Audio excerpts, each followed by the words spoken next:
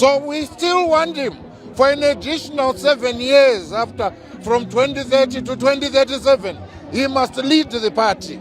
That is what Harare is saying. Number 3, given the fact that it is a bill that started as a resolution of the party. Well, it is of fundamental importance to the development of this country because now constitutionally the president will remain in office as president, a commander-in-chief, a head of government until 2030.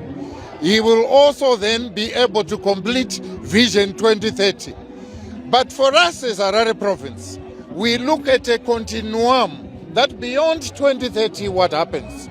The president has done exceedingly well for this country. We have heard and we have lived his mantra. The country is built by its people, it is prayed for by its people, and so we are saying what happens to him. The people are saying what happens to him beyond 2030.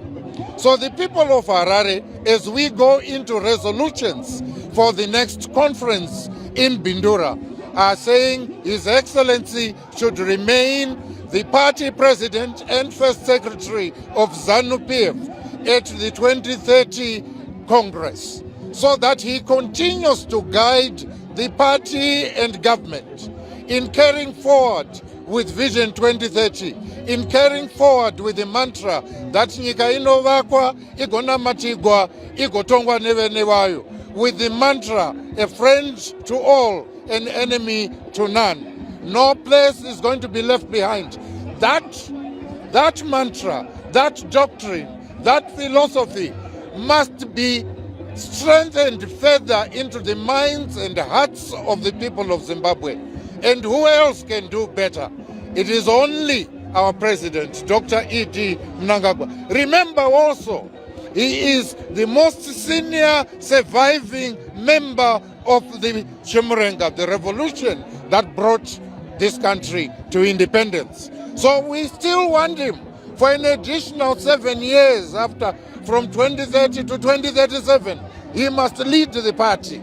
That is what Harare is saying as the president and first secretary. So beyond what we are celebrating today, we need that visionary. We need the man with wisdom. We need that strategist. Where we got, despite being under sanctions, 182 countries out of 190 voted for Zimbabwe to be a non-permanent member of the Security Council. So you must ask yourself, where did the sanctions come from?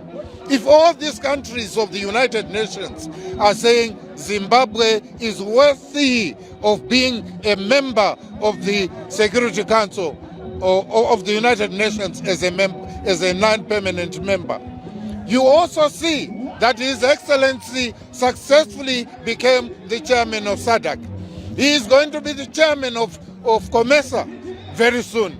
Even when you look at peer review, you heard the Vice President of Uganda was in the country recently. It's all praises. Everyone wants to be near the president, to tap into his wisdom. We had our neighbors, the king of the kingdom of the Zulu, Mr. Zulu, he was here, and another king, to talk about unity, peace and development. You heard what Ziyambi did in parliament under the guidance of His Excellency, that Zimbabwe will not do tit for tat to xenophobia. Instead, it is appealing to the whole of Africa, all the children of Africa, to be united, to live together in peace. So that is the man we want to continue to lead ZANU-PF beyond 2030 as its president and first secretary. Thank you.